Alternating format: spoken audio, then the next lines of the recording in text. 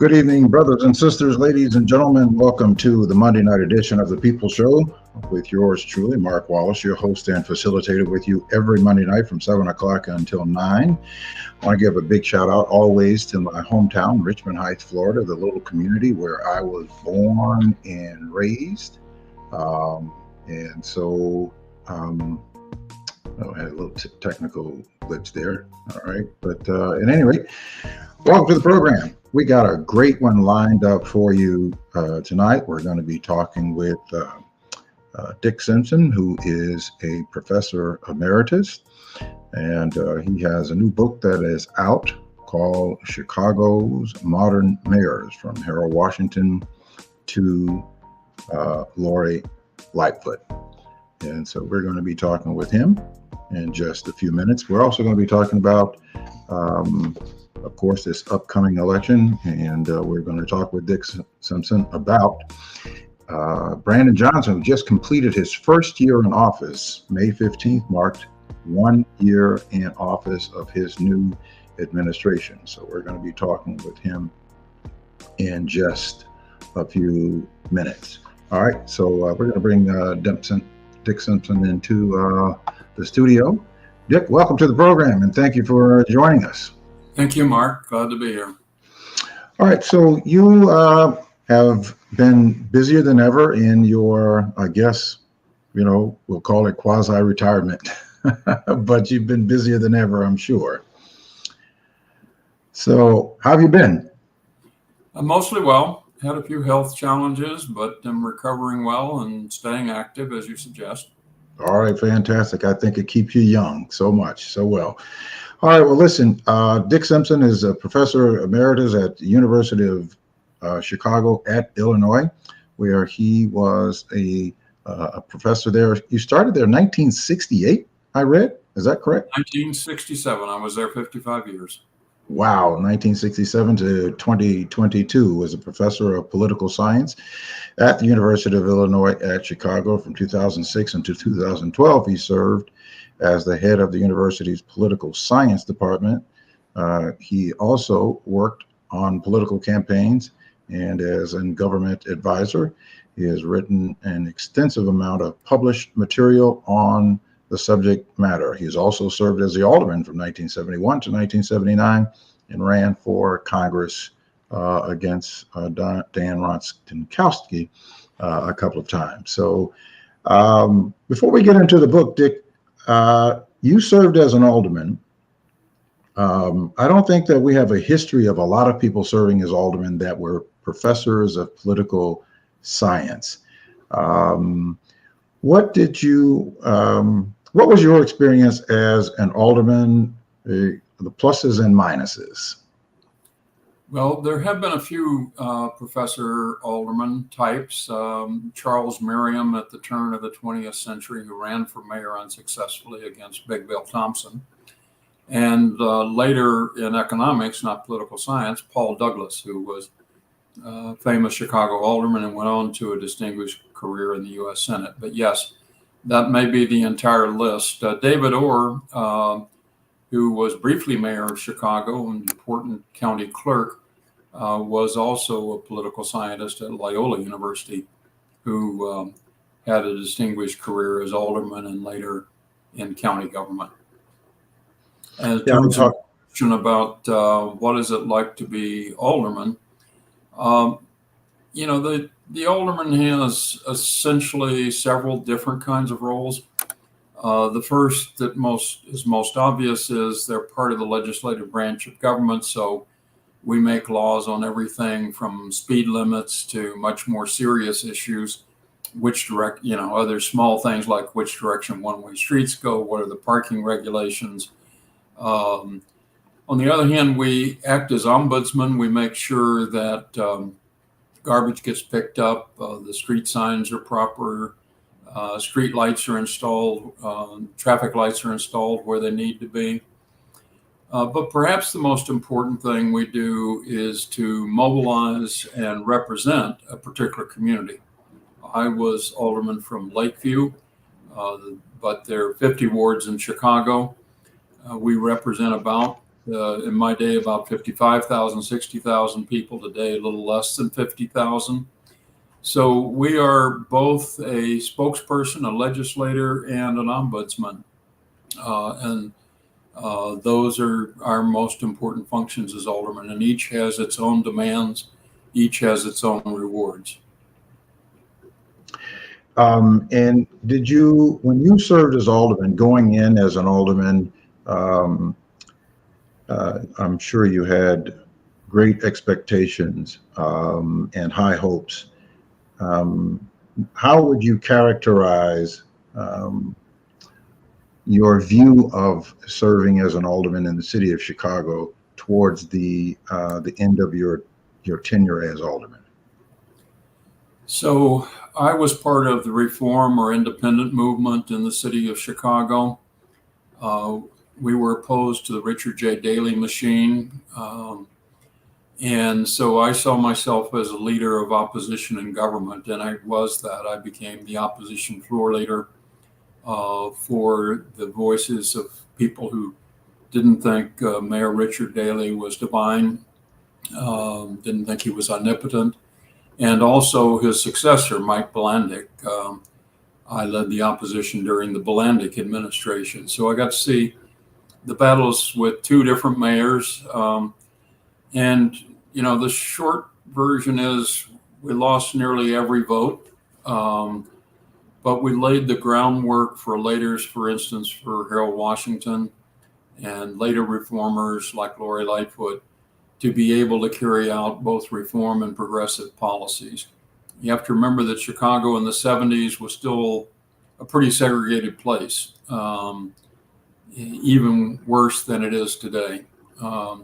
So that we had a lot of different fights. I tried to get resolutions passed opposing the Vietnam War, but also very mundane things. It often takes a long time to accomplish your goals. Most of the time, the legislation I or Linda Prey or others introduced got reintroduced as Mayor Richard J. Daley ordinances had passed, even though our name was no longer on the legislation. But one story that has always fascinated me was Paul Douglas in 1939 looked to see, we have 27 bridges in Chicago. They each have bridge tenders. There are more than 100 and some odd bridge tenders at the height. These are patronage workers. And Paul Douglas said, I don't see quite, you know, the river is frozen half the year. No boats going up and down. Why do we need to raise the bridges then? And even when it is open and there aren't boats going up and down, why can bridge tenders only raise one bridge? Instead, why don't we have bridge tenders raise the first bridge, skip the second, get in their car and go down to the next bridge and open that? Why do we need to have as many bridge tenders? Well, it wasn't until Harold Washington in 1983 that we actually got rid of the excess bridge tenders, just to give one example of how long it can take, but how often the ideas proposed by reformers get actually translated into laws and practices that make a better city. Yeah, you know, that's a pretty interesting example that you give, because nobody probably ever thinks about something as, you know, as a bridge tender. And you said there were how many at its highest? About 120 of them, is my memory. You know, there were at the time of the Daley administration more than 35,000 city employees. And because they were patronage workers, frequently it took two patronage workers or city employees to do the job of one. The cost of city services were often 150 to 200% more expensive than cities like Milwaukee or New York or Houston. And that was because of patronage. Because patronage was driving up the costs. Right. So you basically had people who were just collecting a salary, not really contributing anything to the taxpayers. That's right. Sometimes ghost payrollers. The one thing they all did is they worked their precinct and delivered votes for the party, which kept the party in power, which could give out jobs and favors and contracts. Yeah, and I guess that was probably the biggest reform during the Harold Washington administration, or certainly the biggest change in the Harold Washington administration, where that all pretty much came to a complete halt. Yeah, the first two things, and I was on Harold's transition team and helped design some of it. The first two things the mayor did, the day he got sworn in, he signed a Freedom of Information ordinance, executive order. Later, he was able to pass an actual ordinance, ethics, the first ethics ordinance in the history of Chicago. But the Freedom of Information executive order said, amazingly, citizens have a right to the documents produced by their tax dollars, by the government. They had never had that right before. And it opened up the ability to scrutinize the city hall. Even when I was alderman, we were required as aldermen to take a yellow pad and a pencil and go to the comptroller's office and copy numbers. We weren't allowed to have the documents in a timely fashion when we needed them, much less an average citizen. The second thing he did, which you're alluding to, is he signed the Shackman Decree. And what that did was outlaw patronage in not only Chicago city government, but it was outlawed eventually in the county government and with later lawsuits, state government, and eliminated over a great deal of time the patronage system. So it's a very, very small shadow of its former self. Yeah, Harold Washington, when I came to Chicago, I moved here in 1985. So I came right in the middle of the chaos of the council wars at the time. And that was at the time that Harold Washington was working and I guess you could say organizing or consolidating the kind of support that you would need in city government of reformers to change things of old. And there were those who were in strong opposition to that, and that of Ed Burke and Ed Verdoliak and the, I guess the 29. Yes, there were 29 who opposed Harold and 21 who supported him. Not all of the 21 were true reformers, but mainly came from the African American community and knew they would lose their election if they didn't support him. Right. But the 29-21 changed, and the federal courts ruled that gerrymandering had discriminated against blacks and Latinos. And so new elections were called in 7 wards, and the reformers won 6 of them, took control of the city council, and began to pass the progressive and reform agenda of Harold Washington. The only problem was Harold died 7 months into his second term, so not all of the reforms could get enacted. But one of the reasons we wrote the book about Chicago mayors is a lot of what happened and a lot of what it offers to us today to understand how to better govern and how to create a better future for the city requires that we understand what happened before. History may not exactly repeat, as the saying goes, it doesn't repeat, but it rhymes. We have some of the same themes today that occurred back long before, and certainly from Harold Washington to the present. All right, well, let's get into that. So you did the book. It's called Chicago's Modern Mayors from Harold Washington to Lori Lightfoot. So there were 5 administrations that you covered. So let's start with Harold Washington, and then if you can, what's the mission of the book, the purpose of the book of covering these administrations? So we wanted to analyze where we've been and how did it happen. And we found some common themes. For instance, there are 2 kinds of mayors, basically. There are the builder mayors, think of Richard J. Daley, but in the period of the book, Richard M. Daley and Rahm Emanuel. They're building up the loop. They're building great structures. They may be recruiting businesses to Chicago. Building mayors have an important function, but they tend to overlook the minority communities. They tend to not care about the social problems crime, schools, and other things run out of control under builder mayors.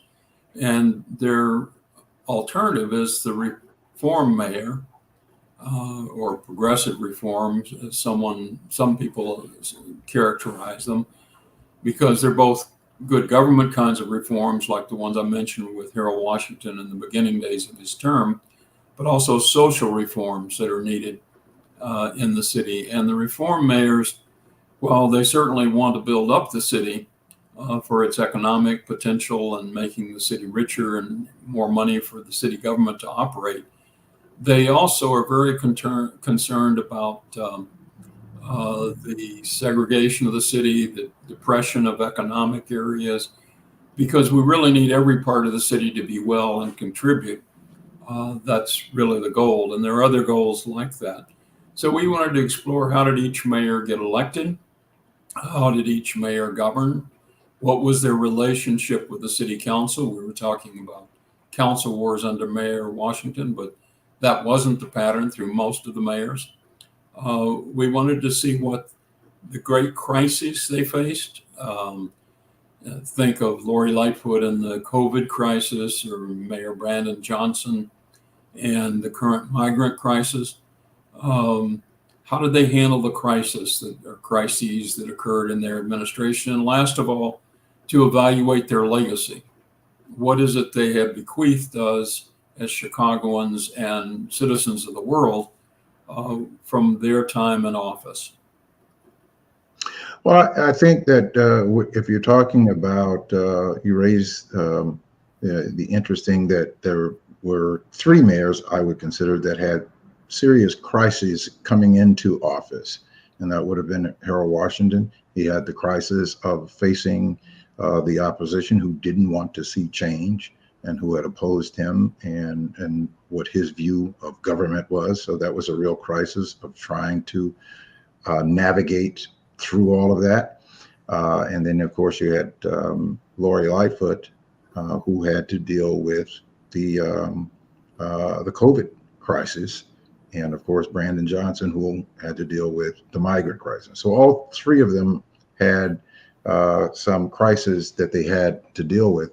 Who would you say? Some of the others had some crises. Richard M. Daley went through 2 periods of national recession and had to straighten out the economy. And there, we can talk about how well he did that and didn't. Rahm Emanuel ended up closing 50 schools because of what he saw as an education crisis.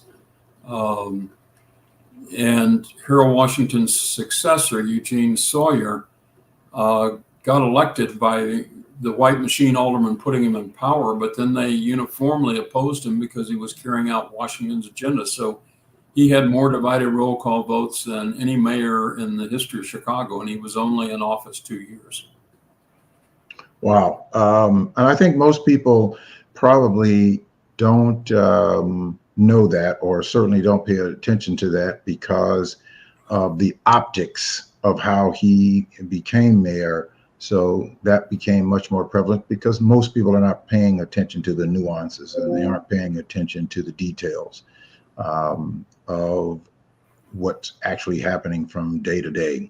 So Eugene Sawyer was criticized greatly by a fair amount of the African American community as being a quote unquote sellout, because it was deemed that he was put in by the white alderman, which opposed Harold Washington pretty much, and so that he was governing, or going to be controlled by them and governing to their terms, which the absolute opposite happened of that. But most people don't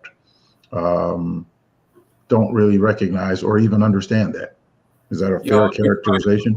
To somewhat objectively, as much as we can, capture what actually happened with each mayor's term.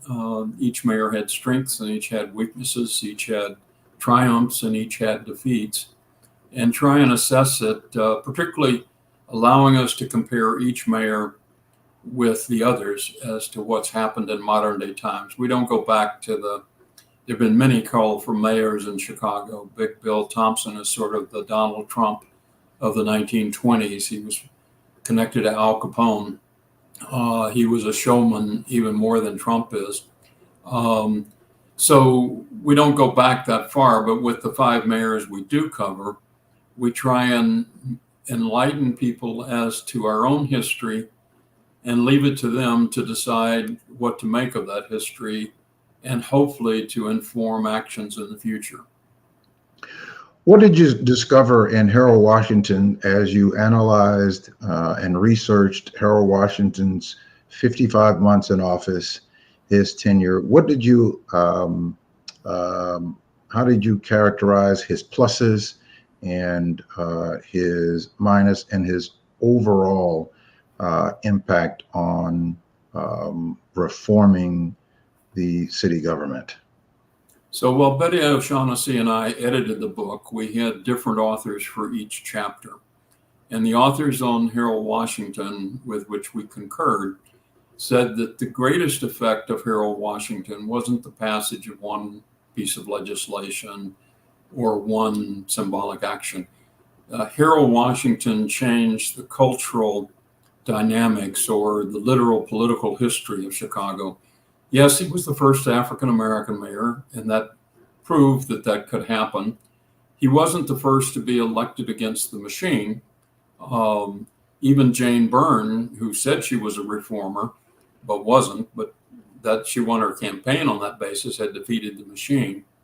But Harold Washington, with his Rainbow Coalition and his good government and progressive agenda, changed the trajectory of Chicago politics. So if you look at either Lori Lightfoot or Brandon Johnson, they're much more in the mode of Harold Washington. Or if you want to think in the grander scale, without Harold Washington, there would have been no Obama as president of the United States. Harold set the template and showed what was possible, both in electoral politics, but also in terms of governing in a way that could change the direction of government. He also, from my observation, Harold Washington was the person who I say that catapulted my interest and my civic participation in government or in politics, because prior to that, I really didn't have much interest in politics at all. I think that the most important thing that I probably paid attention to was that of the Watergate hearings, because my father made me, pay attention to it. Outside of that, I really didn't pay much attention to politics until I got to Chicago and Harold Washington was in the news and seemingly into a court battle with Ed Vrdolyak and Ed Burt, which seemed to be on a daily basis. And but he would prevail on most of those cases, if not all of them.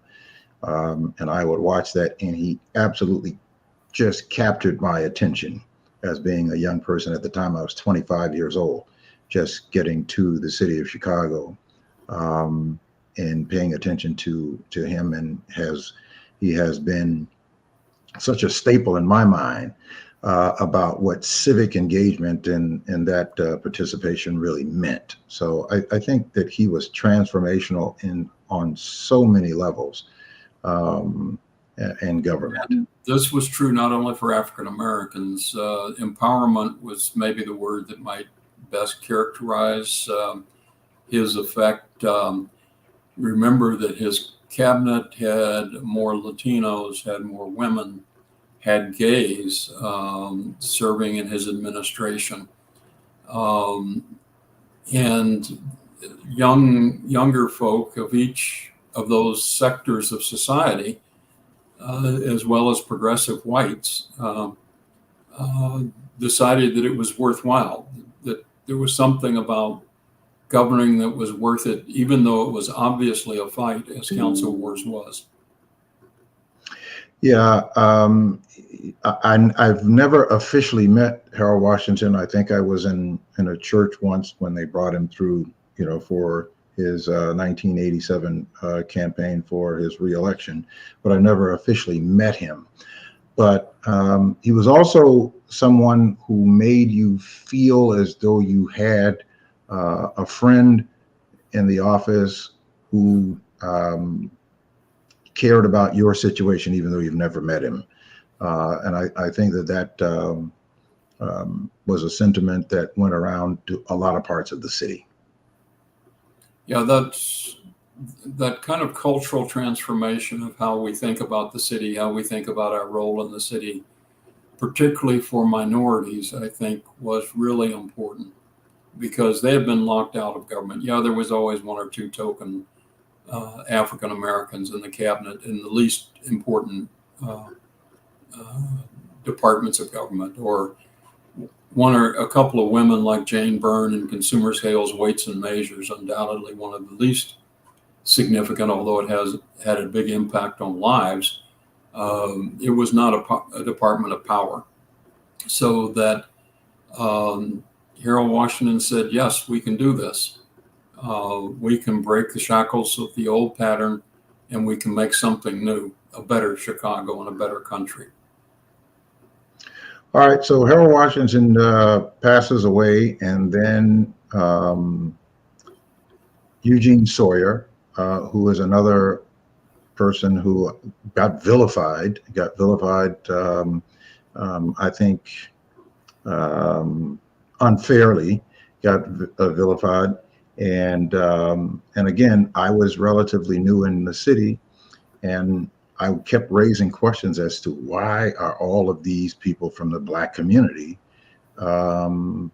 just, tearing him apart and not supporting him. And so I, asking questions and researching questions to find out just what was, this problem, because there was this saying going around that Harold Washington,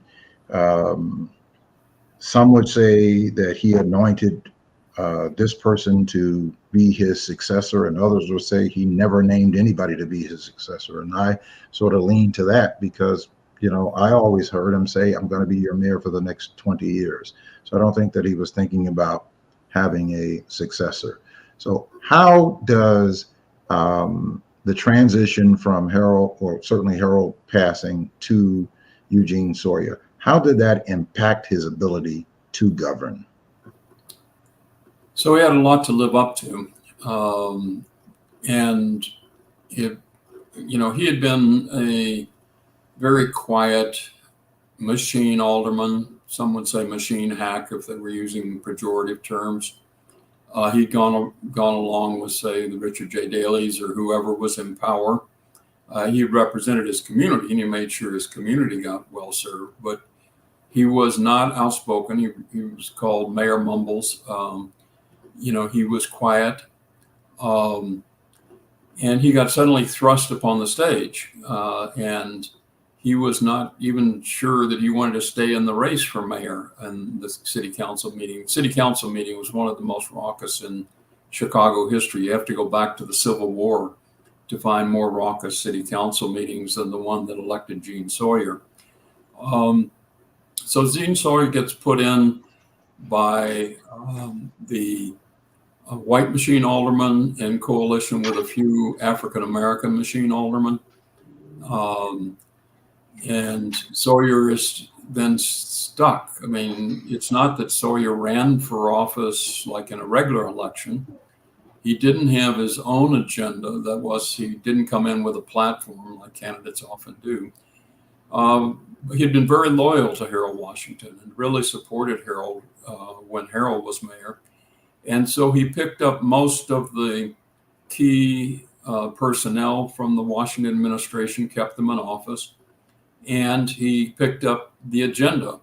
And he moved some things forward that Harold couldn't move. For instance, the Human Rights Ordinance, or sometimes called the Gay Rights Ordinance, passed under Harold, couldn't pass under Harold, but passed under Gene Sawyer. And there are other examples like that. So Sawyer is not the same kind of transformational figure that Harold Washington is. Often you have charismatic figures followed by someone who just is kind of regularizing government. And so Gene Sawyer becomes a transitional figure. He wanted to be mayor on his own. He did run a campaign to be elected, but was defeated this time in his election by Richard M. Daley. You talk about the different styles of a mayor, and some being bosses, right, and others being reformers. Where would you put Eugene Sawyer and Mayor Washington? So Washington is clearly a reformer. Eugene Sawyer started out as a machine mayor.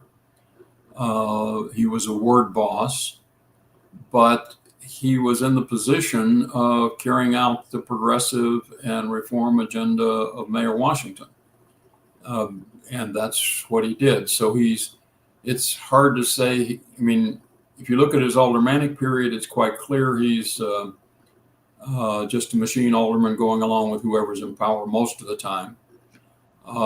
And if you look at his mayoralty, what he actually did is in the progressive reform track. So it's a more complicated picture than usually we think of.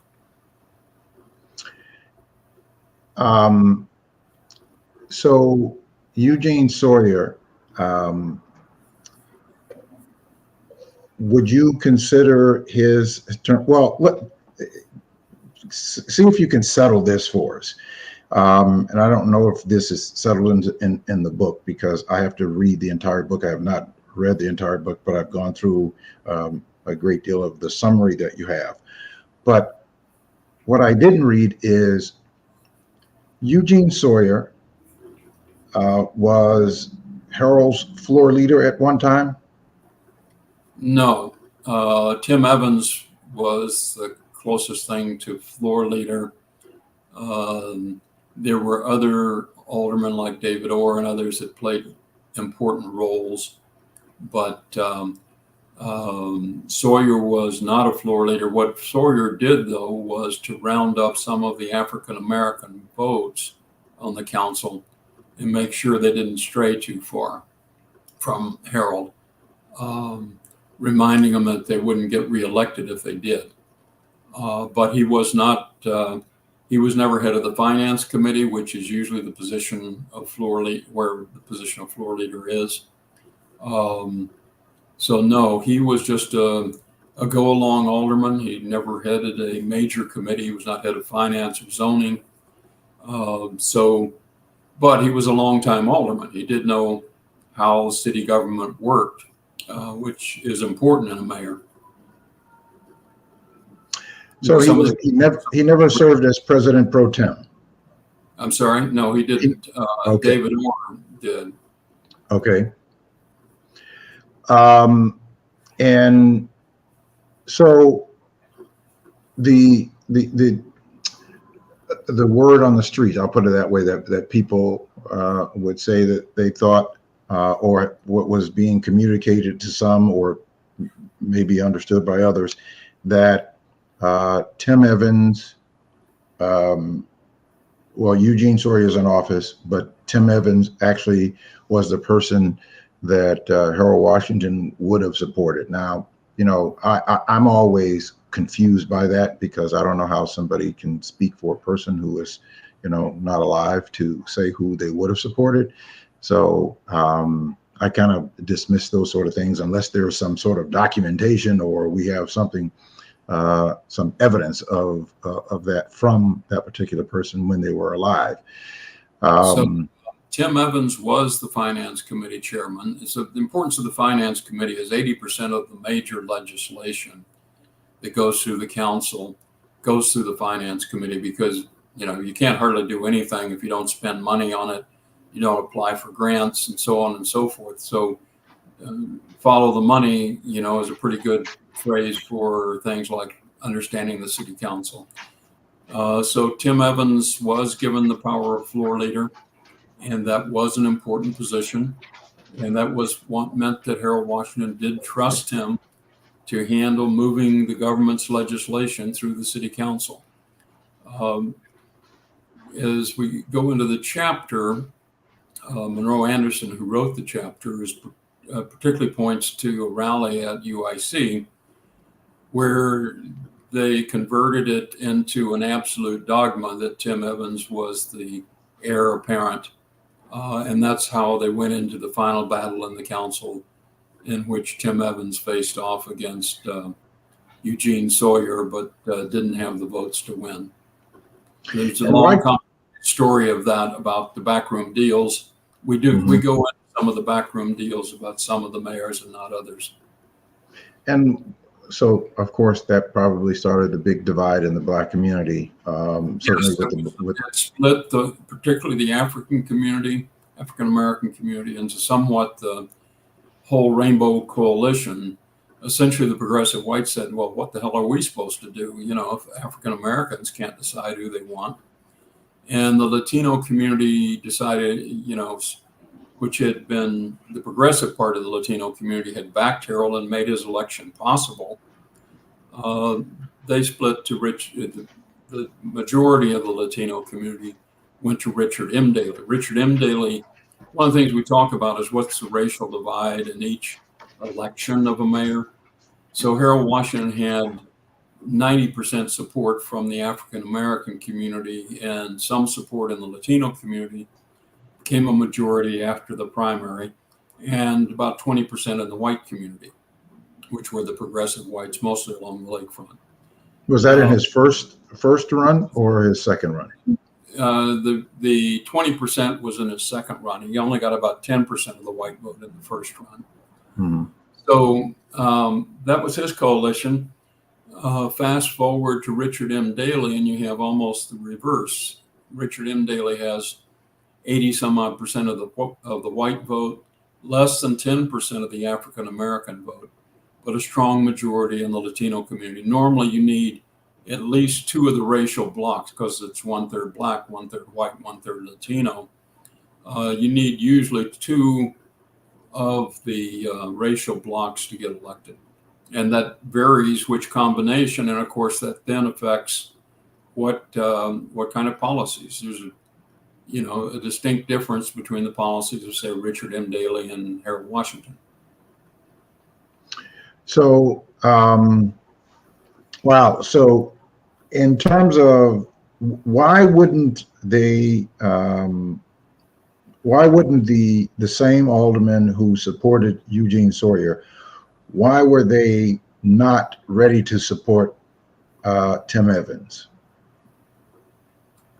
Well, depends on which time you're talking about. Are you talking about when Sawyer was elected mayor? Yes. When Harold Washington died.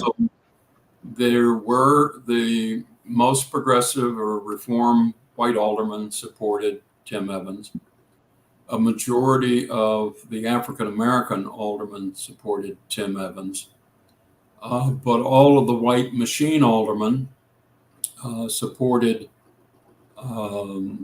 instead Eugene Sawyer, and they were able to pick up enough Latino and Black aldermen to have the majority, a very clear majority. It wasn't a close vote.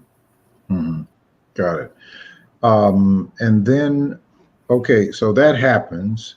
We still have a Black mayor at the time, and Tim Evans is still. The reason was that George Dunn, who was the most important white official in the political party after Daley's death, told the aldermen that if they didn't choose an African American alderman, there'd be riots in the street. And none of the white aldermen were quite able to get a majority. Berdoliak wanted to be mayor. There were 3 or 4 aldermen that attempted, Richard Mell on the northwest side. There were several aldermen that tried to put together coalitions, and they just couldn't get enough votes. So there was an attempt for Berdoliak or some part of his group to become mayor after Harold Washington's death. They just couldn't get the support to do it. That's correct. Yeah. So then we move forward. We move forward to the special election. Special election. Tim Evans throws his hat in the ring and said that he's running and he's going to run against Eugene Sawyer, and many saw that as a mistake. That why wouldn't he? Because at that time we still had primaries. We still had a primary election. So at that time, people saw that would be the exact same scenario of how Harold Washington won in the primary when he was running against Daley and Byrne.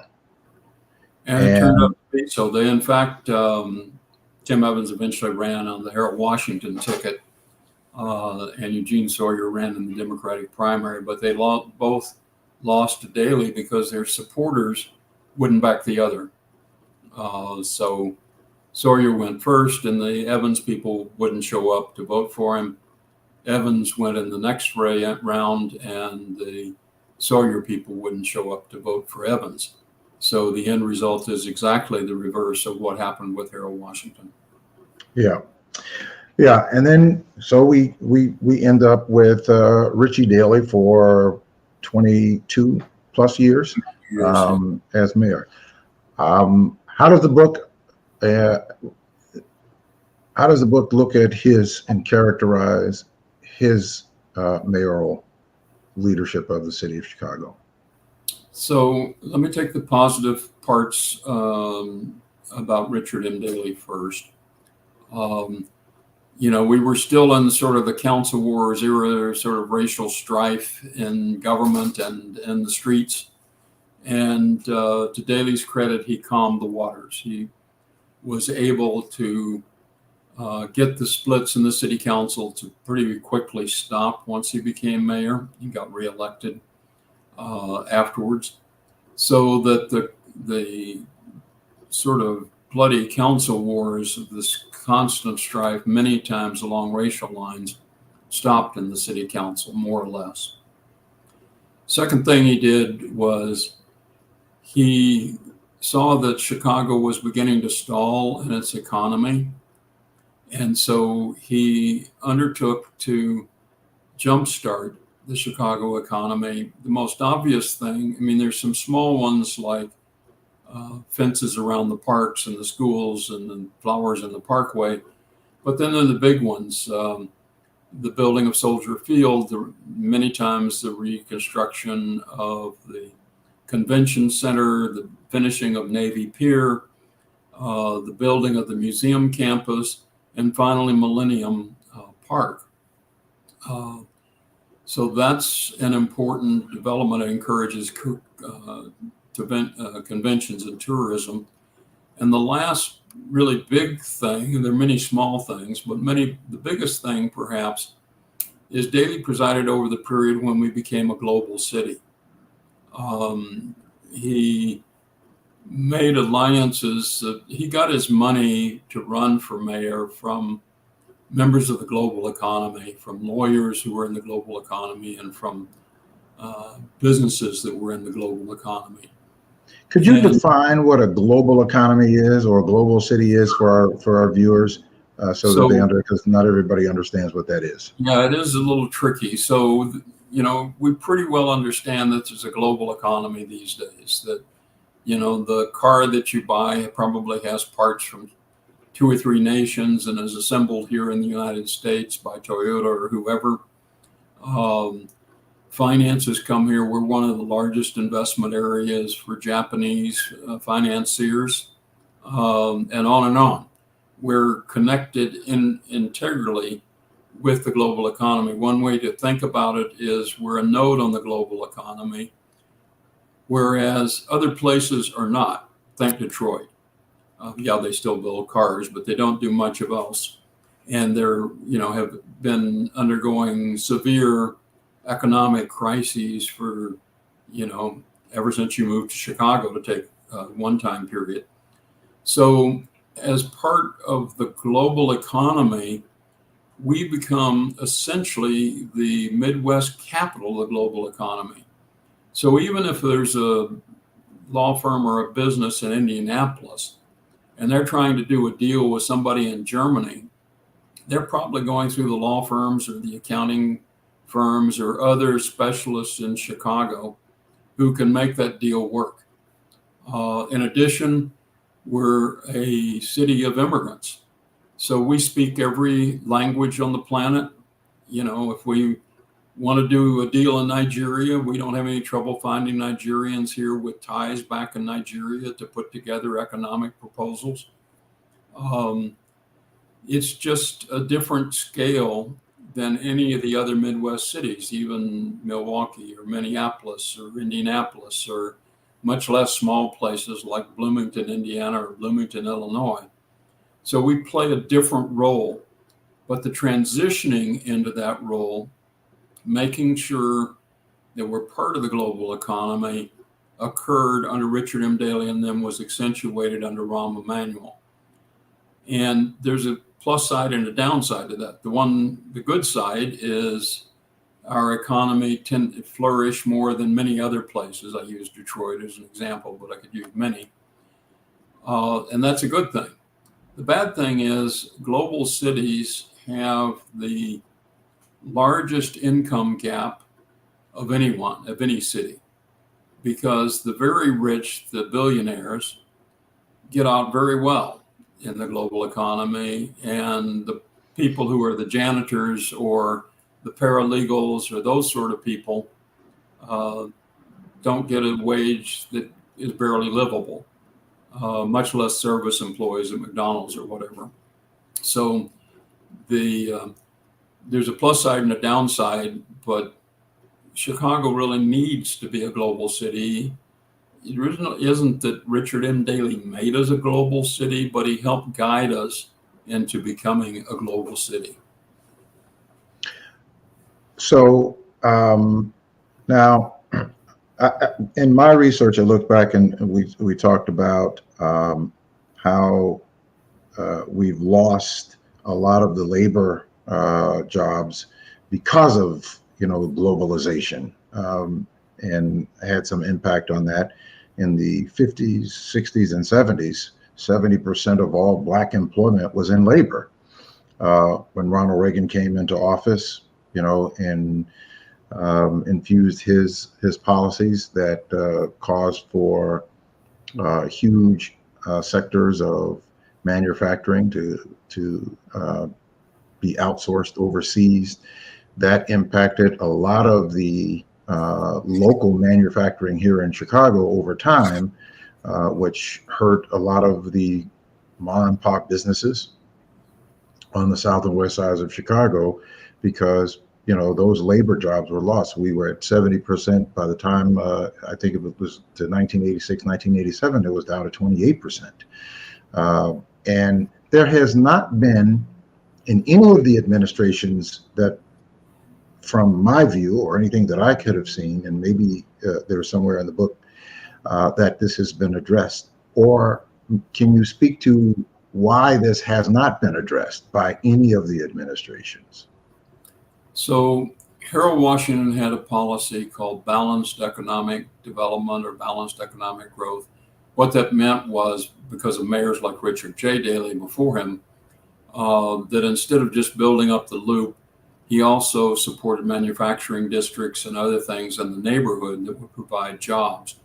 It wasn't enough to totally turn around the process, but it was a policy which was positive. You have to then come down really to Lori Lightfoot and her Invest Southwest program, where she picked out, with the help of everyone, 10 poorest neighborhoods and said, we're going to invest hundreds of millions of dollars bringing about economic development in the poorest of Chicago's neighborhoods, many of which are African Americans. And that's continuing under Brandon Johnson, who is trying to essentially do the same thing and solve some problems like affordable housing. But affordable housing, to convert buildings to affordable housing, also requires jobs. It requires people to, fix the bathrooms, fix build the walls and so on and so forth. It's many of the trades will have work because of the effort at affordable housing. That's not a perfect solution. We don't have a perfect solution to the problems of being a global city, but at least 3 mayors addressed it directly. And other mayors, like Rahm Emanuel, who was accused of being mayor 1%, that is, he was for the rich and not for the poor or even the middle class, according to the critics, the critique, had policies that built up the economy. He wanted to bring in tech firms and the like, but they didn't necessarily provide very many jobs for the average Chicagoan. Yeah, and it's one of those things that I don't know if there was a real challenge at doing it, or whether that they did not have the right economic development team to help guide this, or to resurge that, which was I think key to keeping the economic viability in the Black communities on the south and west sides of Chicago. Did you find that or any thread of that between these administrations in your research in the book? So, as you suggest, beginning with Ronald Reagan, who Harold Washington was the chief opponent in the Congress before he became mayor, and then opposed Reagan because Reagan was going to offer a budget that would take out $440 million from Chicago by cutting off funding. We began to have a shift in the federal government where we no longer had the war on poverty, we no longer had urban renewal, which had its own problems. We didn't have all of the programs of the Great Society were essentially cut out. What that meant is the city was left with fewer tools. So in the Harold Washington administration, they began to work with TIFs, tax increment finance districts. But there are very big limits to tax increment finance districts. We probably don't have time to go into all of the complications, but if you only have, we didn't have any other economic tool as alderman or as mayor or as a city. So that many of the problems we faced were because we were going about it backwards because we didn't have the right toolkit, is the short way to put it.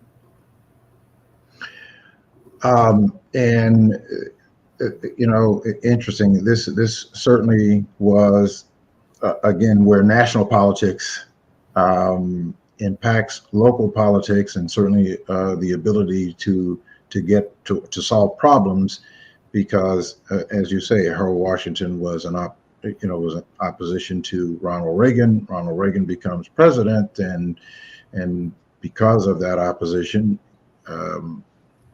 he uses his office to punish Chicago in a sense. Well, he was punishing all cities. The Republican doctrine at the time was, the good people of America don't really need these dumb cities. There's crime and there are all sorts of problems.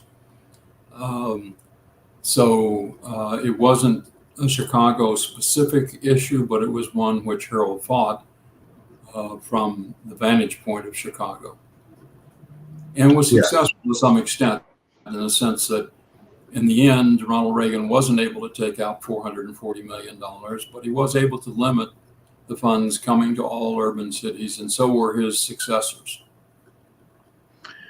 Yeah. All right. So we move to we talked about Richard Daley, and so here we are at Lori Lightfoot. Lori Lightfoot becomes the mayor. Well, not Lori Lightfoot, but Rahm Emanuel. Rahm Emanuel becomes the mayor. And there was this huge opposition to Rahm Emanuel running for mayor. And there were people who said that, he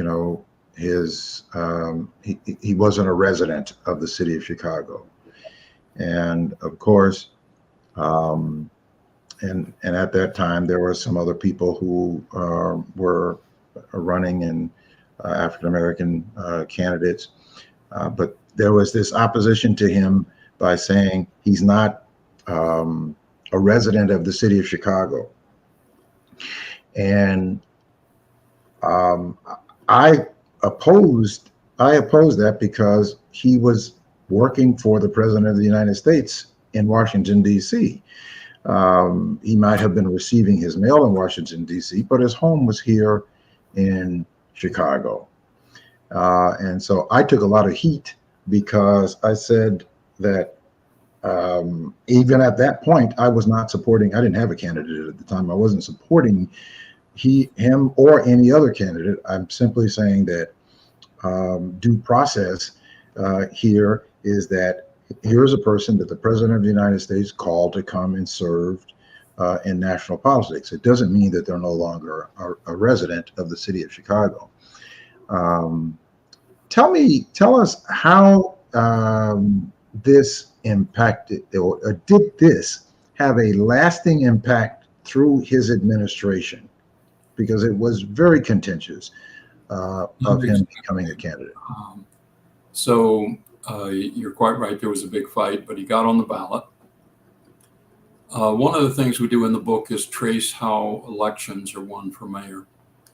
And going back to Richard M. Daley, he had started to get money from the global economy. So he could raise $7 million. When his father, Richard J. Daley, ran, he didn't even have $1 million in the mayoral campaign. So you had an exponential leap because you had this big, for the time, big money coming into the mayoral race. Well, Rahm Emanuel, who had been the fundraiser for Richard M. Daley, sort of blew all those records out of the water. I think it was in that race he raised $28 million. In his next re-election, he raised $32 million, and he was on target to do that again. And again, it came in Rahm Emanuel's case. It not only came from the global economy here, but around the country because of his Washington contacts and his brothers, particularly R.A. back in California, who had ties to Hollywood. So Rahm Emanuel's raising this huge amount of money. Before, patronage workers had carried the election. But ever since Jane Byrne, it had been proven that having patronage workers by themselves weren't enough. And Richard M. Daley, rather than trusting the ward committeemen and those precinct workers, when he became mayor, he built his own patronage system. They were called the Daley Organization, or the Daley Volunteers most often. They weren't volunteers, they were City Hall employees. But they didn't go through the ward committeeman. They didn't have that kind of position. That is completely rerouted. There are other ways in which the fundamental patterns of politics were changed by Richard M. Daley and Rahm Emanuel. And the easiest phrase to say is that Rahm Emanuel put the Daley plans, both for politics and government, on steroids. He raised, 4 times as much money as Richard M. Daley. He had no precinct workers except a couple of ward committeemen that backed him and lent their precinct workers. So it was run as a presidential campaign. They had top PR people, they had top political consultants under Richard M. Daley. That had started, and that continued under Rahm, and so on. So we have a whole change in the way politics is run in Chicago under Rahm Emanuel. Then when he gets in office, he is, from the perspective of the critics, governing from the point of view of business, the global economy, the regular Democrats. Even though he had started out, when he started his career, he was a progressive working for progressive independent organizations.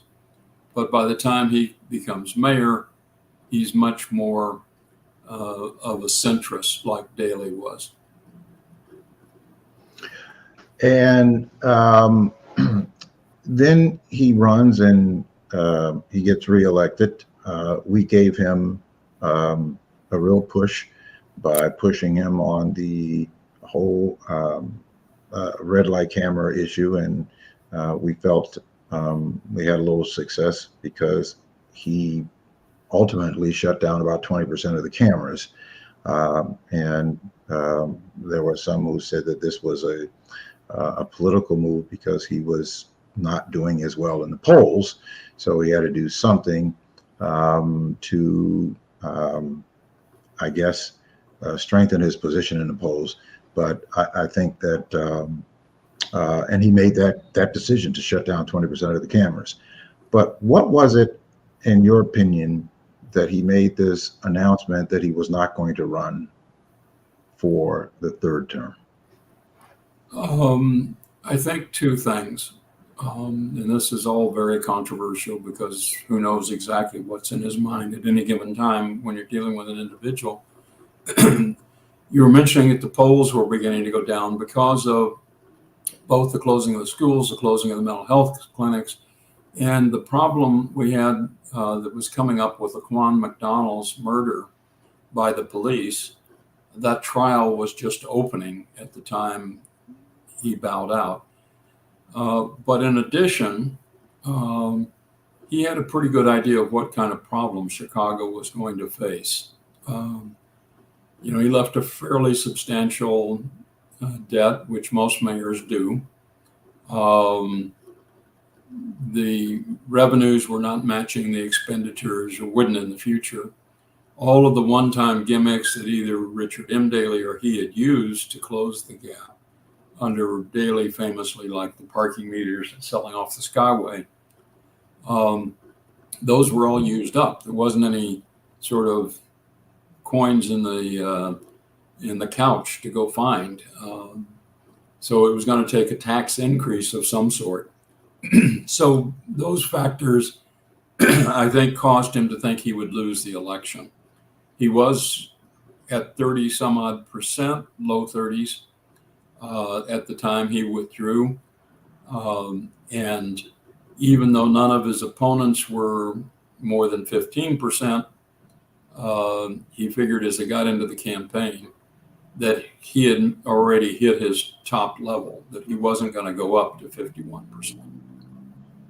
Yeah, the closing of the schools and the whole Laquan McDonald thing, that we still quite did not have all of the information about the holding back of the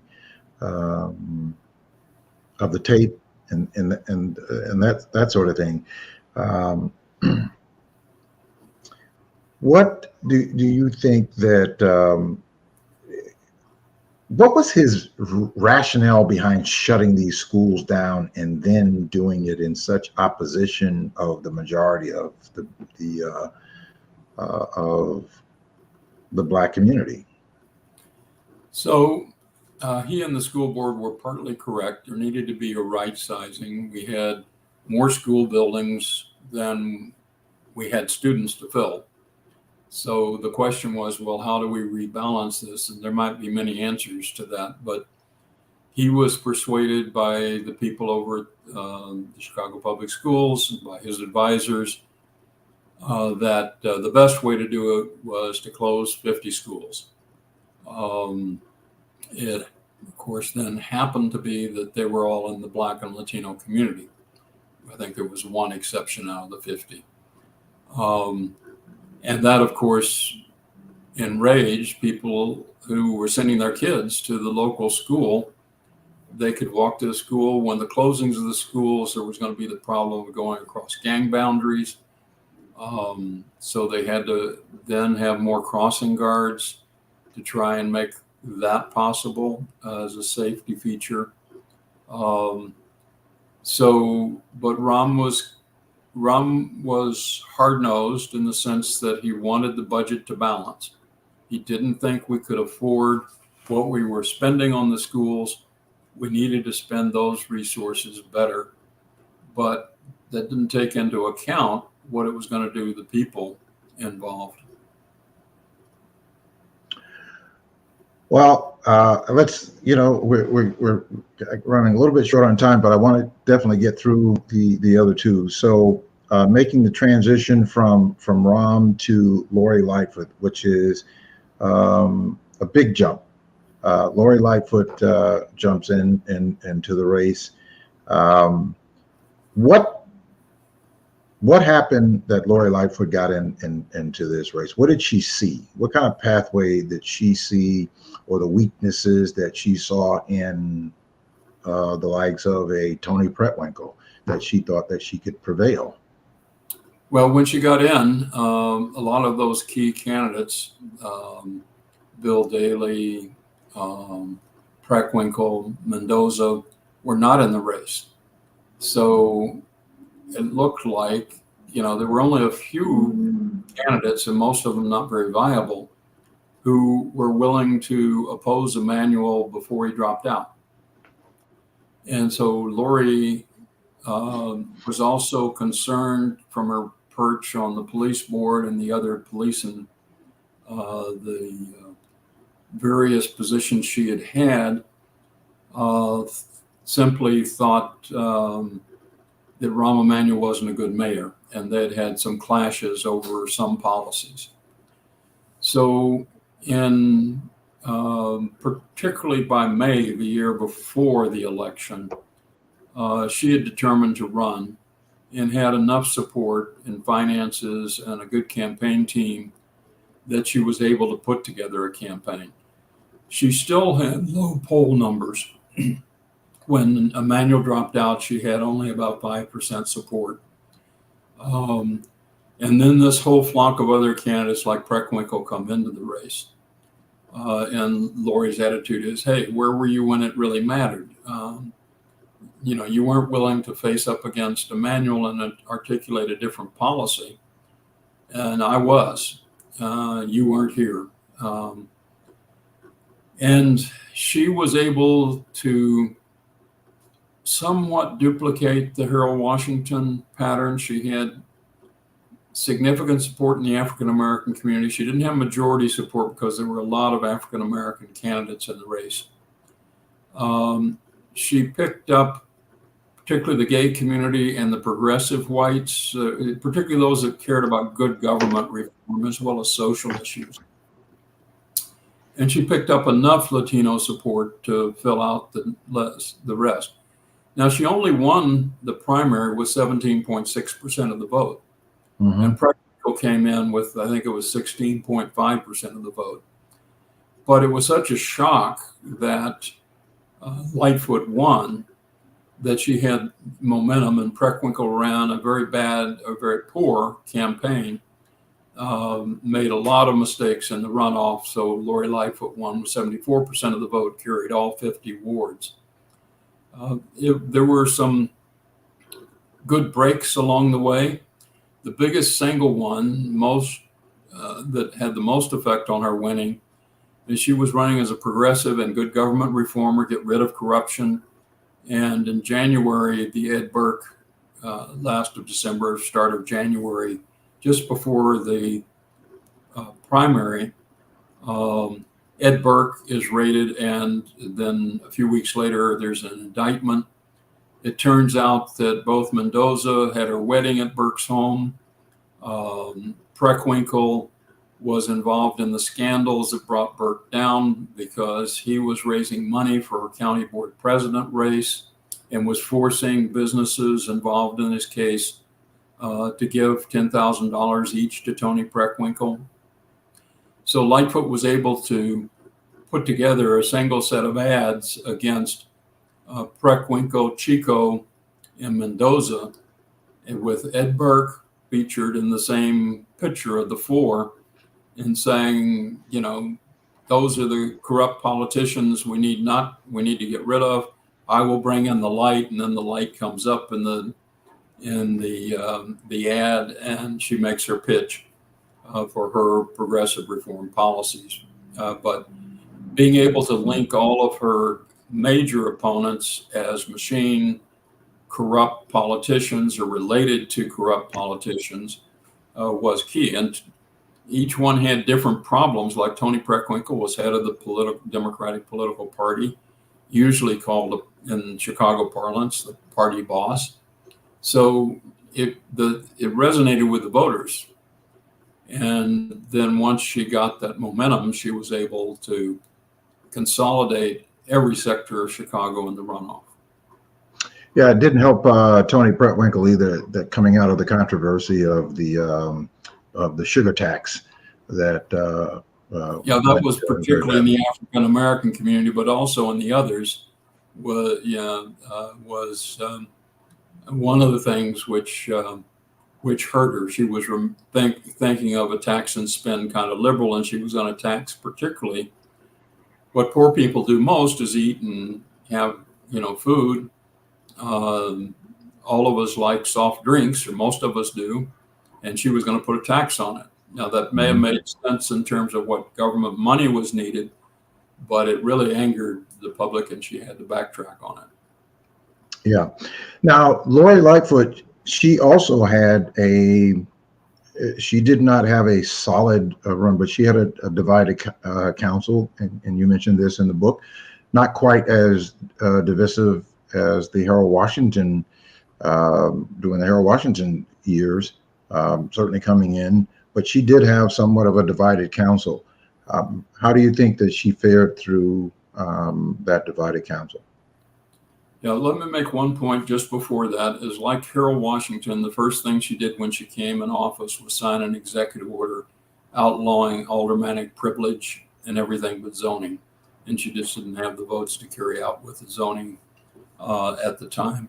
So she was already setting out on a good government reform track, and she then added with a progressive track like Invest Southwest and affordable housing construction.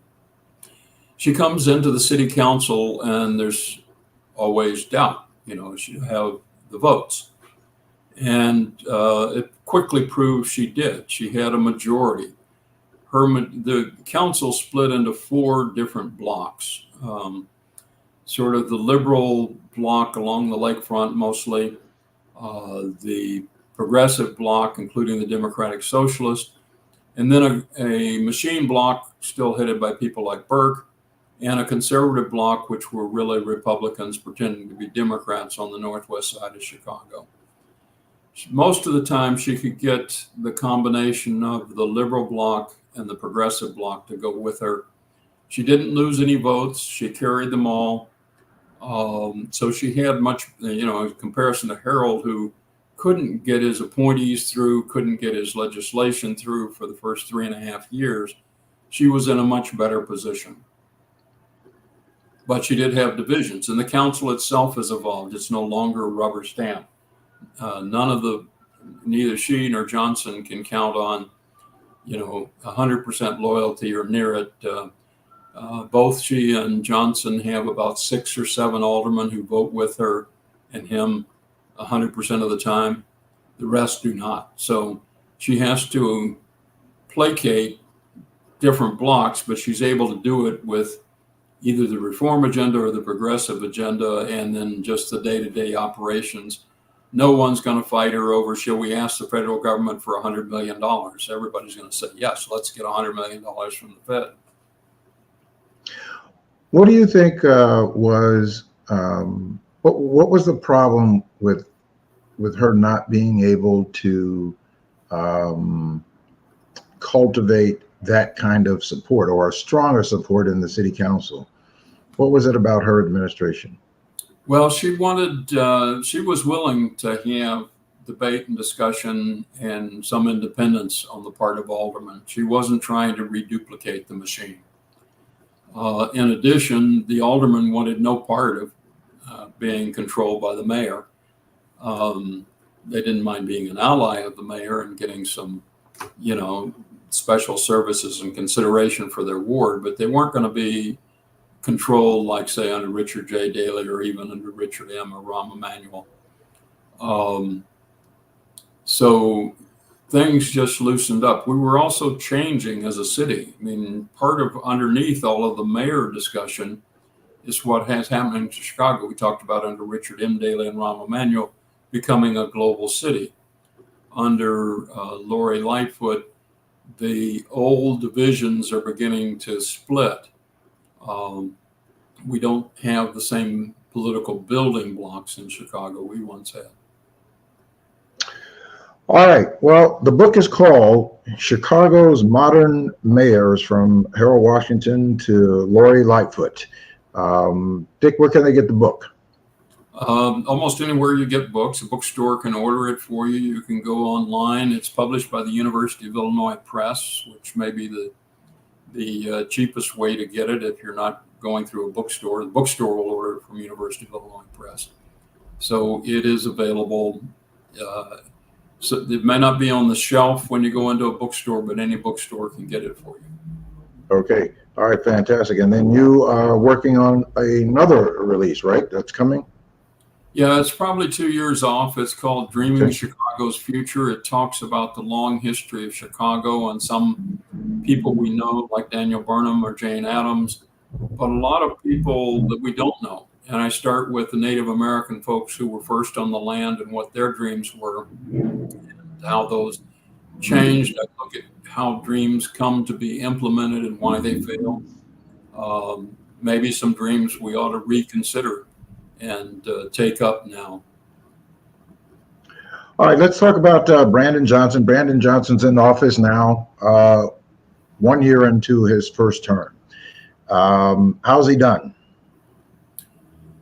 Well, most of the folks who've looked at it closely give him a B or C kind of grade, not an A. And the popular polls show him at a very low level of support, usually in the 20% range, sometimes even lower, depending on how you ask the question and who you ask it of. So he's been slow to get off and running. By that, I mean the transition team didn't render its report for 2 months after he was in office. He's just now almost finished appointing his cabinet. You need the cabinet to be able to formulate policies that you can take to the city council. He has a similar but more shaky control of the council. He wins most of the votes by about 30 of the 50 votes, but he's had 2 votes where he's had to do a tiebreaker and one minor issue where he actually lost. His administration did. So he's, he's sort of gaining momentum. He obviously lost those of us who supported it lost the referendum called Bring Chicago Home to provide money for dealing with homelessness. He's had a pretty rocky start with trying to deal with the migrant crisis. Everyone understands it's a crisis and there are all sorts of problems, and there have been 41,000 asylum seekers and migrants who've been shipped from Texas and other states to Chicago. That's an enormous difficulty. So, we only have 7,000 in shelters now, so that meant we've dealt pretty well with the first 34,000, and we're still struggling to deal with the last 7. It's a very mixed picture, and so the way Johnson frames it is, well, I couldn't do everything in the first year in office, but I made a down payment. So to give one example, it said I would reestablish the 6 mental health clinics. We're going to open 2. Well, in truth, they haven't opened 2 yet. They're going to in this budget. But everything seems to be slow. The people around him seem to be a bit inexperienced in government and don't know how to pull the right levers at the right time. And maybe worst of all, there's not a clear plan. The migrant crisis is the best example. There's not been a plan for the migrant crisis. It's been moved from buses arriving to buses arriving and trying to scramble, been pushed back in communities about locating shelters one place or another. It was unclear where the money was going to come from to handle the migrant crisis. So it's a very mixed bag. I don't think anyone would who was reasonable would give him an F, would say he's a total failed mayor. But he hasn't yet lived up to expectations, either his own as he set them in the campaign, or certainly the expectation of the people who voted for him. Well, some of the things, the mistakes they've made, like choosing the location out in Brighton Park that they didn't know, or they didn't have the understanding that there was some contamination there. How does that sort of thing happen that you don't know this, or your field team doesn't tell you that? I mean, that should be the first question that somebody asks is it environmentally clean? Well, again, they were scrambling. They were thinking they're going to have to put up these big tent cities. And so there wasn't time to do a thorough investigation. The question is this vacant land? Can we use it tomorrow? And the answer seemed to be yes. It was only later that the environmental problems emerged and the state said, hey, there's no way we're going to fund this. You got to choose another site. That's what I mean about not having a plan, not being able to roll it out. Now, in the first week, you understand that. I mean, suddenly we have all these buses arriving, thousands of migrants showing up, and we already have a shelter system that can't handle the homeless in Chicago.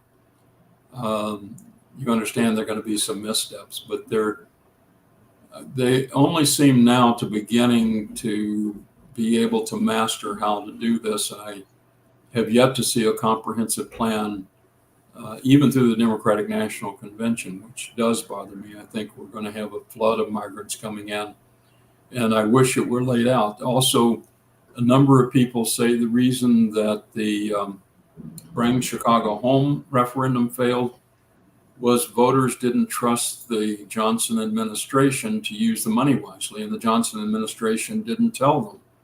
I mean, that homelessness is a big phrase. Are they going to build affordable housing? Are they going to open more shelters? What are you going to use $100 million a year for beyond what you're already doing? And that question didn't get answered to the voter satisfaction. It's one of the principal reasons, besides the mistake of awkwardly wording the referendum proposal in a way that most citizens couldn't make head or tail of. Right. Yeah, I sent a message to Brandon and to some of his aides that this is going to go down like the Fair Tax Act went down because of poor messaging. I don't know why we can't get this right when we have things that are progressive and things that are good, and that will certainly make a significant difference. For some reason, we can't get the messaging right. Yeah, that's just the kind of mistake that's being made. I mean, there are answers that the Johnson administration gives. They said, well, the ethics commission told him that he couldn't campaign directly on city time. Well, that doesn't mean you can't ever campaign. I mean, right. Mayors campaign all the time for aldermen or for other people. You just have to figure out how to do it. And it would have been good to have Johnson as a cheerleader for the referendum and to have the message coming out of the mayor's office instead of out of volunteer groups that are trying to phrase it, and aldermen who are drafting the referendum and so forth. It just, there were too many cooks and not enough oversight. Now, this is all hindsight. Those of us who supported the referendum were thrilled that it got on the ballot, and we thought it would win through anyway, but the voters said no. Yeah, the voters said no, but I think that the voters, because I got a lot of people asking the questions of what does this really mean? Are my taxes going to go up? Am I going to have to pay more rent? With those kind of things. And I think you're right that, even because I was contacted by some of his people because they said, you can't send this kind of message to the mayor. The mayor can't campaign on this. And I'm saying, well, he should find a way to be able to campaign. The mayor could have certainly have recorded on his time. He certainly could have recorded a commercial that they could have run that would not be considered to be on city time.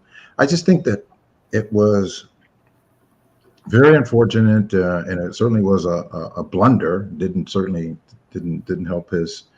I mean, he did. Was I think was a pretty significant loss in terms of. The one thing you can say about it, however, that is important to keep in mind is homelessness wasn't on the political agenda. I mean, there were individuals who might talk about it, but it wasn't front and center. The referendum put it on the political agenda, and one consequence of that is the city is spending more money related to homelessness. They're going to find money in other pockets. I know working with the city on shelter issues, because I serve on the North Side Housing, which provides the shelters for men on the north side, these shelter for men on the north side of Chicago. The city is doing much better with the nitty gritty of it. And I've been impressed that the city is trying to work its way through some very thorny problems at the practical level. But the referendum was a great lost chance to find the revenue we need.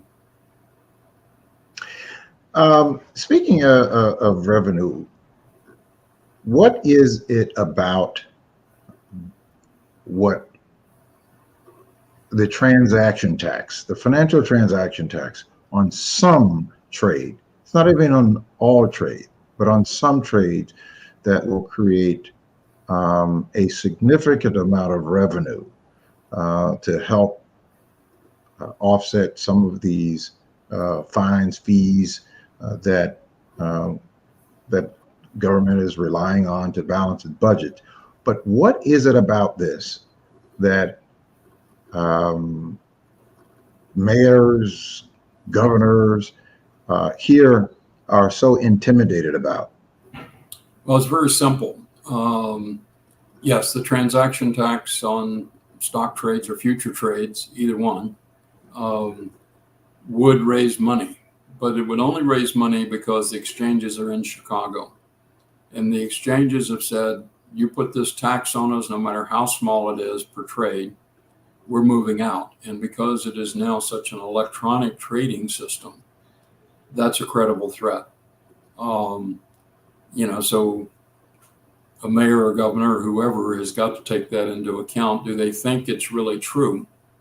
I tend to be of the belief they won't move out, that there's too much sunk, that the server farms that they use outside, that are sitting outside of Chicago, but in the near vicinity, are up and running. They're not going to jeopardize this and go to Indianapolis or someplace.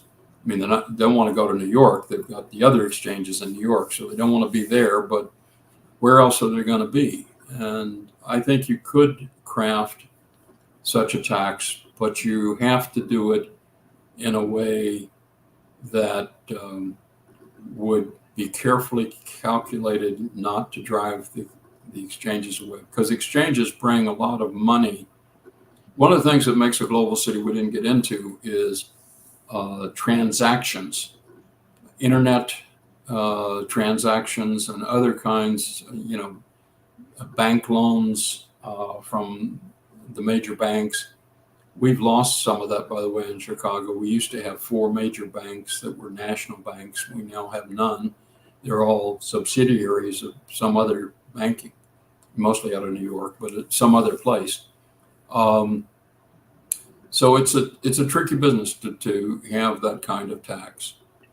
And, I think even though there were some supporters of Johnson who wanted that kind of tax, I think he's wise to, like you were using the example of the toxic shelter site for migrants, wants to be very careful. He should be very careful in how he would craft anything. And it'd also be a question of whether or not he could do it with the home rule powers, but I think he could. But it's a very dangerous, you don't go rushing into that because there are many pitfalls. Yeah, I'm with you that I don't believe that these exchanges are going to Sioux City, Iowa, or some of these other places to do it, because the location of their being able to be competitive in terms of trades and time will be impacted. So I'm certainly in agreement with you that I don't think that they would leave, but I certainly think that, and I agree with you that I think it needs to be very, very well researched and analyzed. But I think they need to do that. I think they need to analyze it, because I think that it needs to happen.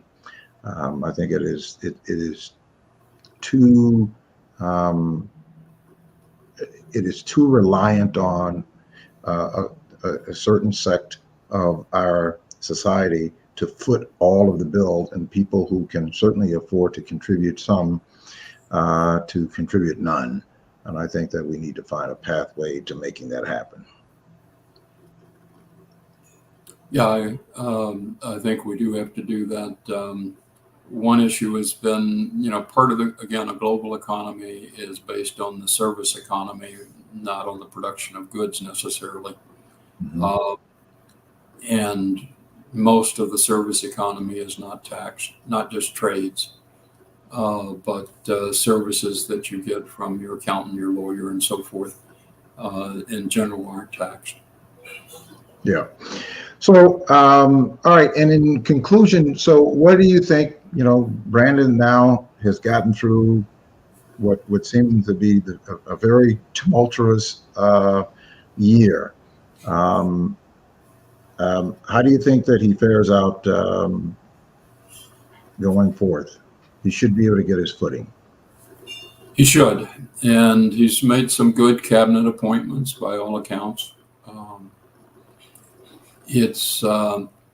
It's not going to be an easy course, because we are facing national and international pressures.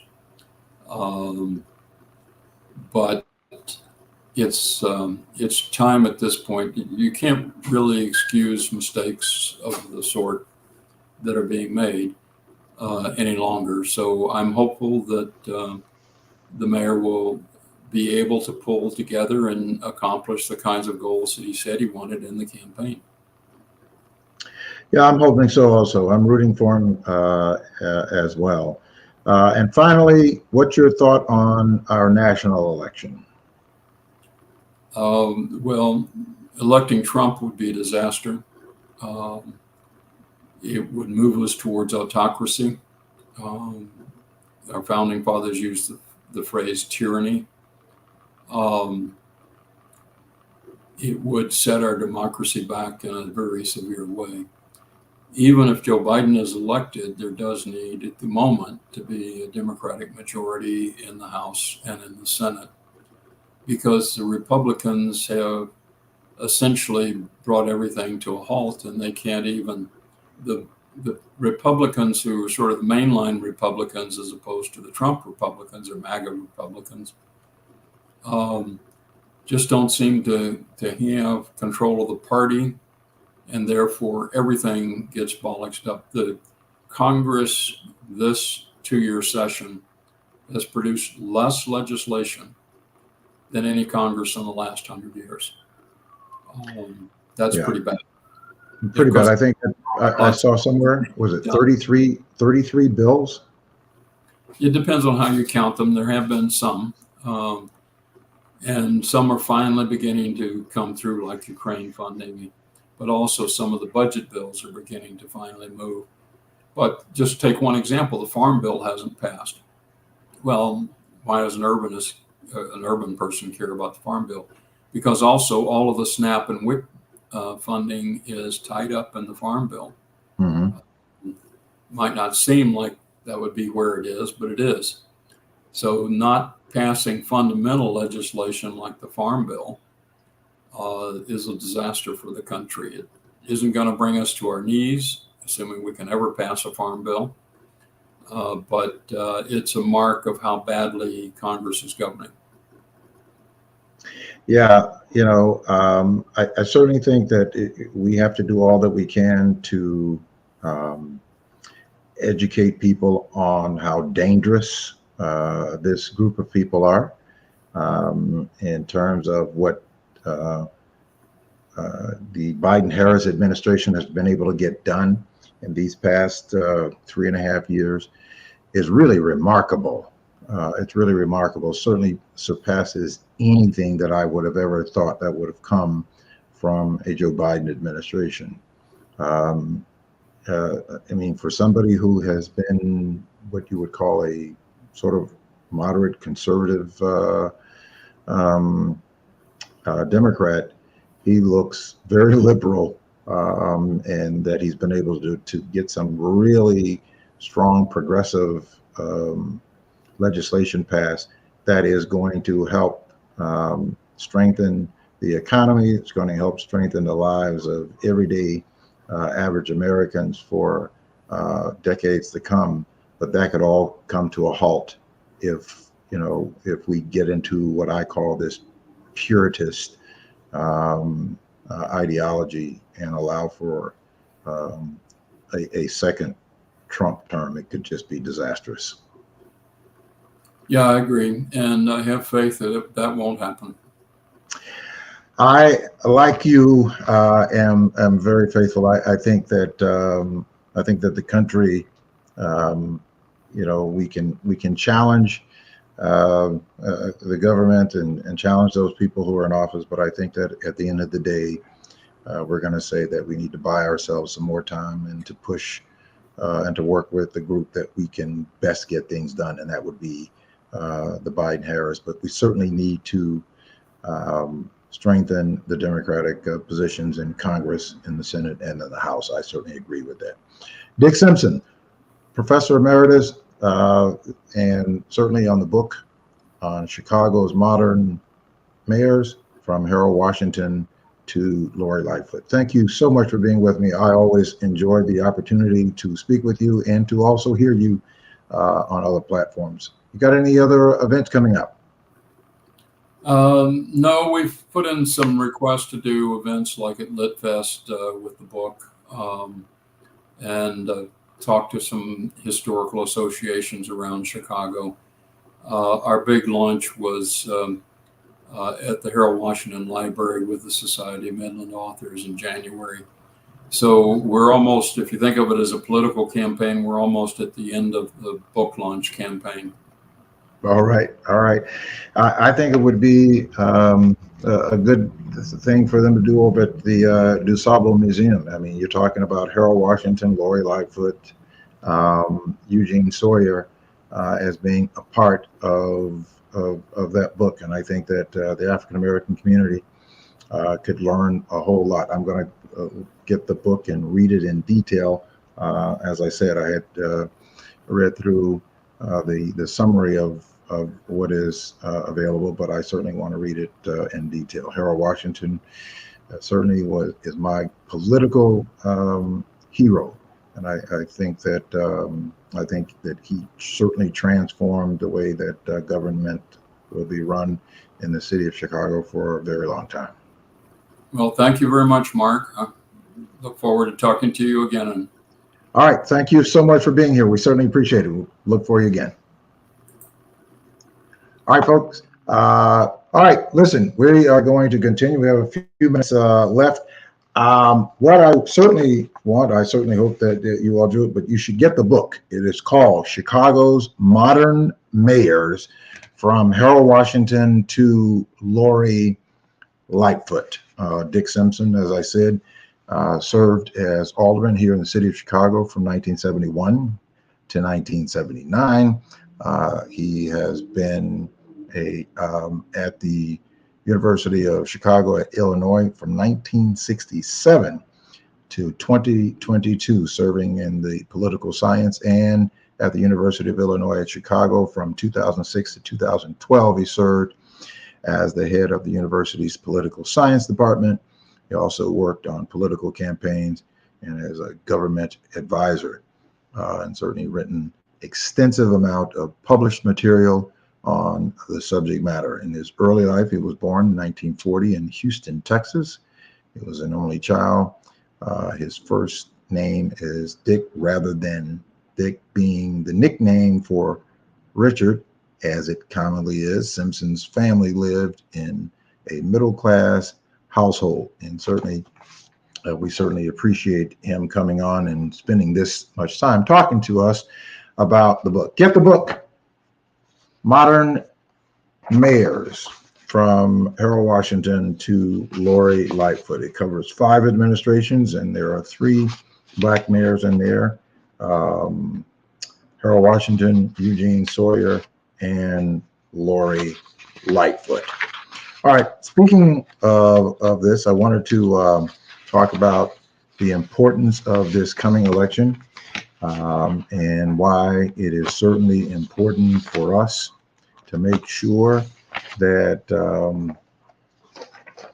we understand what the consequences are if we do not recognize that within what we have right now, it is a binary choice between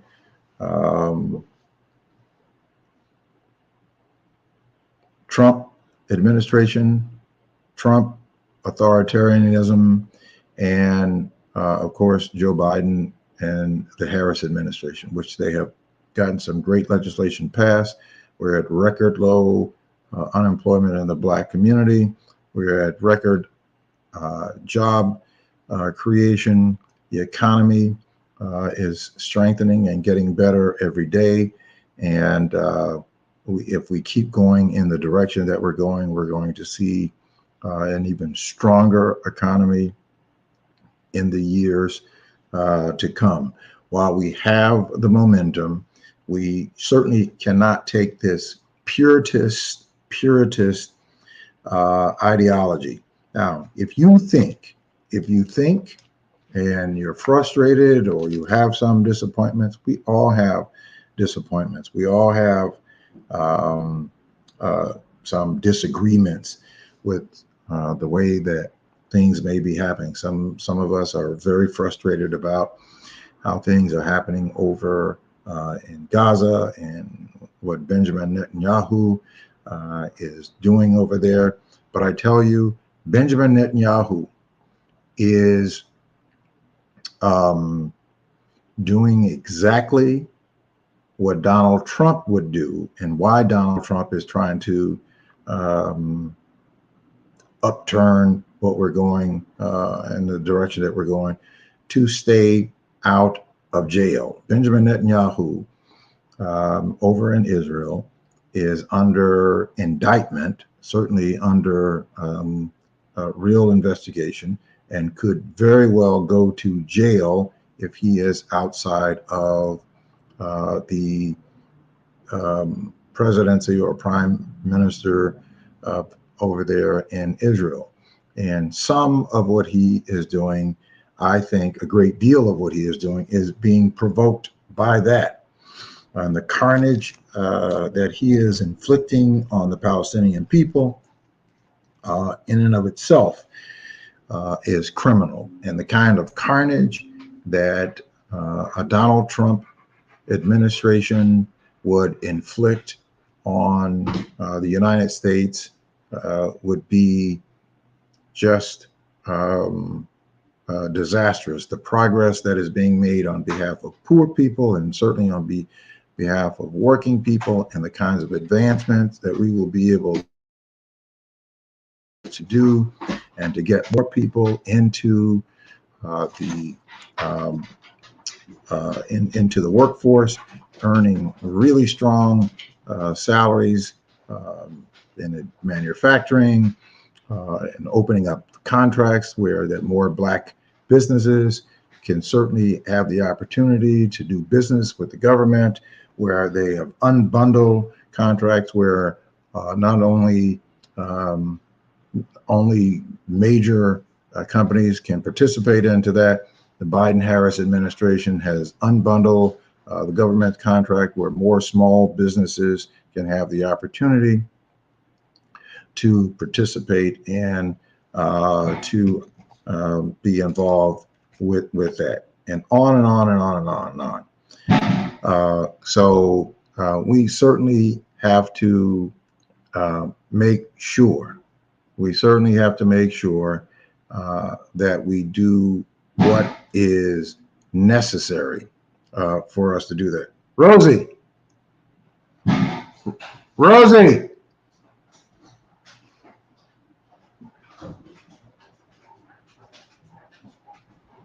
go get over here. Get over here.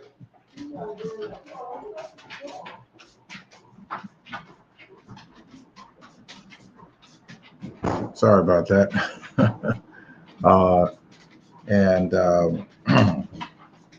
So we have tremendous opportunity ahead of us. When we in some of the reports I wanted to go through and showing to you, those of you or some of you who think that, and I've heard this before, some of you who think that voting for Republicans is the answer. Let me tell you, if Republicans were so interested, if Republicans were interested in the advancement of Black people and Black communities, then why do you have people like Pam Reardon and Alton Sterling down in Georgia, right, who have been getting information from this group out of Texas, and it's called the, True the Vote group or something, where they're providing these lists of people, largely Black people, and they are getting them purged from the voting rolls. So that's why I want to certainly encourage you to make sure that you check your voter registration. Make sure you check your voter registration every month, especially those of you who live in red states. Check your voter registration every month, because they are doing all that they can, especially since they have been able to gut the Voting Right Act and getting rid of the preclearance, which says that, in particular in these southern states, that if you are going to take people off of the roll, you have to get a clearance. There's a due process that you have to go through in order to get people off. Well, that has been stripped away, where you have these Republican legislatures and these Republican administrations that have said, and certainly in Congress said that, well, there's no more racism. We've had a Black president. We don't need to have the preclearance. And of course, you have in Georgia, where they passed the bill, Senate Bill 202, which means that they can take people off the voter roll without due process. Even though the NVRA, the National Voting Registrations Act, says, the preamble says, that Congress finds that the right of every citizen's right to vote is a fundamental right. It's right there in the act.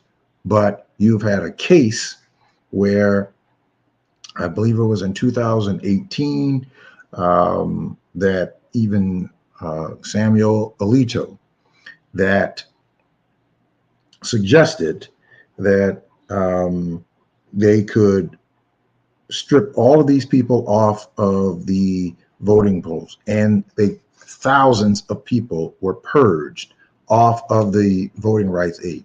Even in Georgia, women in Georgia, they passed a law in Georgia that women in Georgia, in order to register to vote, that their ID has to match the name on their birth certificate. Well, 90% of the women who get married take the name of their spouse. This is a law that they passed in Georgia, Arizona, Pennsylvania, Michigan, Texas, and Wisconsin. Now, thank God that Arizona, Pennsylvania, and Michigan and Wisconsin have Democratic governors, so it's going to be a little bit harder for that to take place. But what I'm saying to you is that all of these actions are being headed up by Republicans that are trying to purge people off of the vote. So that's why, or the voter registration. So, and it's going to be a real tight election, and the numbers that President Biden won by in Georgia was 11,780 votes, which is what Donald Trump was trying to call down to Georgia to get the Secretary of State to interfere with the election down there. I think that he won by, in Wisconsin, a little more than 20,000 votes. So I think that in the general election in those 7 states, or certainly in the swing states, that President Biden only won the Electoral College by some 44,000 votes. And the Republicans saw that, and they're doing everything that they can, including gerrymandering districts, as well as purging people off of the voting rolls. So make sure that you make phone calls to people that you know in the swing states and red states in particular, to make sure that they check their voter registration so that they are on the ballot. Get their whatever the information that they have to get, go do it now, and do it in the immediacy so that they can be registered to vote, because we have to ensure that we continue to working with the group that we can best get things with. Now, this is not to have some holy alliance. We are going to continue to have to organize to make this administration, and certainly make the Democratic Party, to deliver to our communities. There are billions of dollars that are coming out of these bills, but we have to make sure that those investments, where we have been divested in and disinvested in for decades, and the Black communities around the country in places like Chicago and Philadelphia and Detroit and Wisconsin and all of these communities, we have to make sure that this happens. And the only way that we can make sure that it happens is that we have got to organize. The only way that Republicans, one of their favorite phrases is, when it comes to a presidential politics, is nobody knew at the time. They love to look back on that. Once a president is sworn into office, and regardless of how much evidence there is of crimes and irregularities committed to get them in office, both, the press and, even the public just ignore the evidence and sort of just move along and say, that's the way it is. So, but with Republicans, I have always contended that historically, the last legitimate election or person elected to president that was Republican was Dwight Eisenhower. If you remember when Richard Nixon ran against the incumbent of Herbert Humphrey in 1968, nobody understood at the time that Nixon's campaign had called out to the South Vietnamese leadership and promised to make them rich. I mean, to give them everything that they wanted if they refused to go along with the Paris talks that sabotaged the peace deal that Lyndon Baines Johnson had worked out with them earlier. Took it to the grave. A week before the election, Lyndon Baines Johnson discussed it with Republican Senator Everett Dirksen at the time, and both of them agreed that this was treasonous.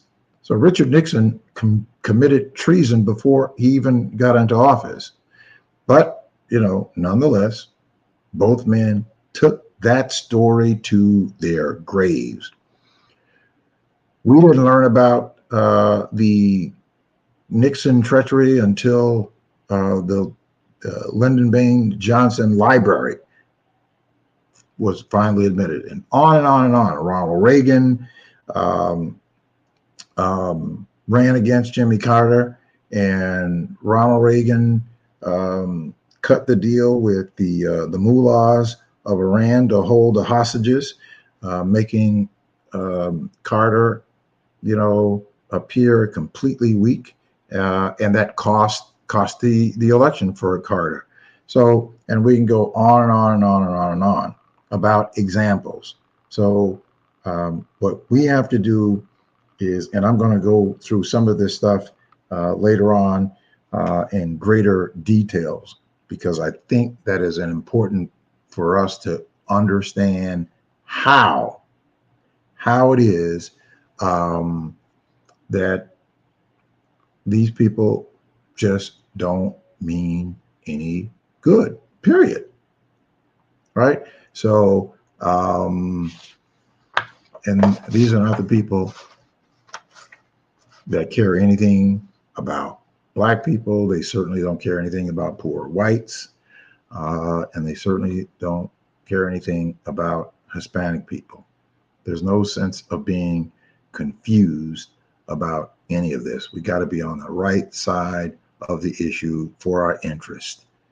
And certainly we have to make sure that we bide our time so that we can challenge the people that we can best get things done with. You're not going to get anything done with these people who call themselves Republicans. They're not. Just not going to happen. All right, that's going to do it for this edition of the People Show. I want to thank you all for tuning in to the program, and stay tuned for additional programs coming your way. Of course, we'll be back here Saturday for the Saturday edition of the Legal Hour. I was going to play a clip. I think I still have a couple of minutes or so. I was going to play a clip, and this was a clip that I saw on Instagram that by Plies, who was now I certainly don't agree with the methodology, and I wasn't sure whether to play it or not, but it was talking about, and it was a little comical, a little funny, but it was talking about what the Democrats should be doing as it relates to the clown show that some of these MAGA Republicans had put on outside. Well, you know what? I'm not going to play it tonight. What I'm going to do is I'm going to do another program later on in the week. You'll get the announcement about it, and then I want to talk about that. I also want to talk about the whole bleach blonde, bad built, butch body that went on between Jasmine Crockett and that went on between Marjorie Taylor Greene last week. So we're going to be talking about that. It was a little bit of humor around all of that, but I'm going to play that in an upcoming program so that we can talk about that, and certainly you can comment on that. And so I want to thank again all of you all for tuning in to the program. Thank you so much for joining the program, and I look forward to seeing you. Please, if you enjoy the program, please like and share the video in your social media. And until the next time, shout out to everybody back at home at Richmond Heights, and Brother Ank, stay away from that fried chicken. Get back on track. You'll know what I'm talking about. That's going to do it for me, folks. Good night.